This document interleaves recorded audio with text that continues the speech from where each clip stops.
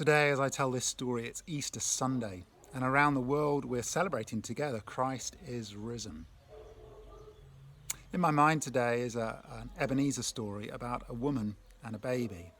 And I love the Easter story. It's good news for all people, but it's especially good news today, I think, for women. And I've been thinking this as I've been reading the gospel accounts this week. It's amazing that every single gospel records that women were the last people at the cross and at the tomb as it was sealed, and the first people to witness the empty tomb and to meet Jesus for the first time as a resurrected Lord. Dorothy Sayers writes, perhaps it's no wonder that women were the first at the cradle and the last at the cross. They had never known a man like this man. She goes on to say that when they knew Jesus, they met someone who never patronised them, who never nagged them, who never belittled them, who never made crude jokes about them, who never demeaned them, who never mapped out their sphere of influence, whose masculinity was never threatened by their strength. They were drawn to him and they loved him. And I love this picture of Jesus appearing to Mary for the first time, of Jesus entrusting himself to her. She was the first witness to the resurrection. At a time in Jewish culture when women were not valid witnesses in court, when women couldn't be taught in the same way that men could, Jesus had taught women like Mary and Martha one-to-one. He had taught women in crowds. He allowed women to be part of his close group of followers. Women supported him financially and materially. He loved women. And he entrusted himself to Mary. And he said, "Go and tell the good news that he was risen." The first preacher of the gospel was a woman. Jesus commissioned her, "Go and tell." Interestingly, a couple of days ago, a good friend of mine sent me a birthday gift of a book. It's written by a well-known Bible teacher and church leader who I've read many of his books, excellent writer. We have quite different theological views, much more reformed than I am. And it's a book, it's 21 kind of mini biographies of great spiritual Christian leaders throughout history. So I'm excited to read this book. And as I flicked through the contents page, I was actually really surprised that these 21 people, every single one of them, is a man. I am so thankful for these last 30 years of my life, how my life has been shaped by godly women, how God has brought women into my life who've been my leaders. They've taught me, they've discipled me, they've encouraged me, they've affirmed me at times, they've rebuked me, they've confronted me. I'm so grateful that I'm married to a strong woman who's a leader. I'm so privileged that God has entrusted 2 daughters to us to bring them up. And as I'm making these videos partly for my girls to recognise part of their legacy and their Ebenezer stories, I want to just affirm them. Never let your life, your destiny, be dictated by the blind spots of men. Jesus opens up a whole new panorama, a whole new story for women. And I love that. And I love that that is part of the message of Easter. So, I'll tell you a story. It was February 2000. We'd been living in Mozambique for some time at that point. And we were out of the country actually on a leadership training school. And during that month of February, there was unusually high rainfall across the interior of Africa.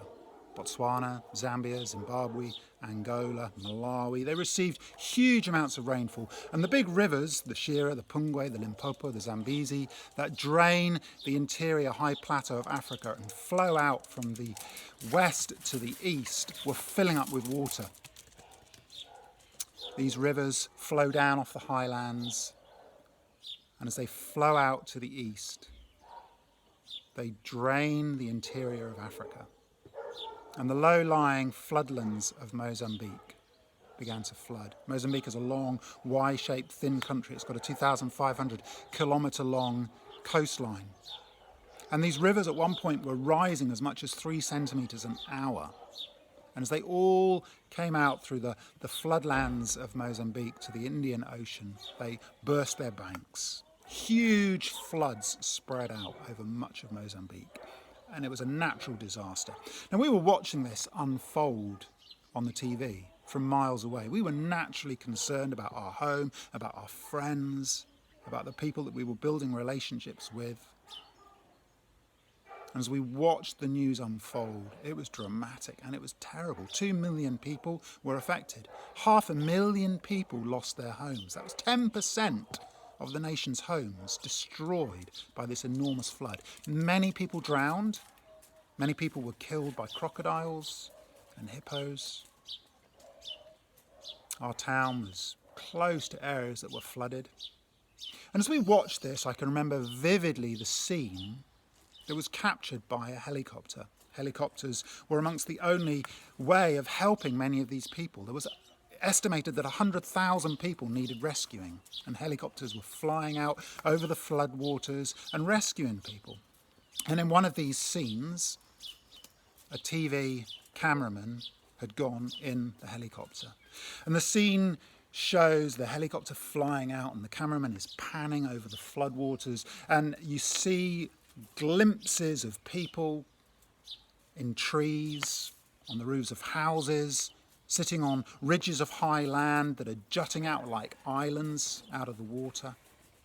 And at one point, the camera in the distance, it's like there's a speck of colour. And the camera zooms in on this, and then the helicopter flies over and hovers over this tree.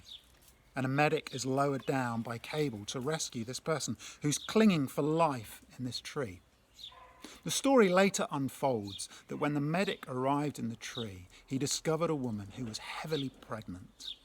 Within 2 minutes of him joining her, the baby was delivered. The medic cut the umbilical cord, wrapped the baby up. The mother had been in this tree for several days, had gone into labour. He winched her up to safety and they were rushed off. And as this story unfolded, it was for me a dramatic picture of life and death happening at the same time. If the woman had given birth just minutes earlier, who knows what would have happened? Weak with hunger and thirst and dehydration, tired, cold, clinging on for life to this tree, all on our own, isolated. Maybe the baby would just have slipped out of her grip into the floodwaters of the river and nobody would ever have known. I remember at the time, this story for me was almost a parable, a picture. And this was an Ebenezer stone for me. It became a powerful picture of life for the isolated and unreached of Mozambique and many other countries. People literally living on their own, isolated, cut off from other people, as if they're in a tree on their own, miles away. People don't even know they're there. Life and death continuing in isolated, unreached, untouched parts of the world. And people called to go as helicopter pilots, to fly out, searching, seeking, bringing good news, bringing restoration, bringing medicines to those with no medicines, bringing clean water and food for the hungry, bringing the gospel to those who've never heard the good news that there is a risen Saviour. And so for me, this Ebenezer stone was a perfect picture of the people living in the delta of the Zambezi, the people that we were seeking to work amongst. It was a picture of us seeking to engage ourselves in looking and serving and helping. Amazingly, one day, a helicopter would be flying into those very places that had never before seen a doctor, never seen medical drugs, never been educated, never had the privilege of learning to read and write. Helicopters taking in medical supplies, taking in well-digging equipment to put in clean boreholes. And so this picture was a powerful Ebenezer stone for me of the need of the unreached.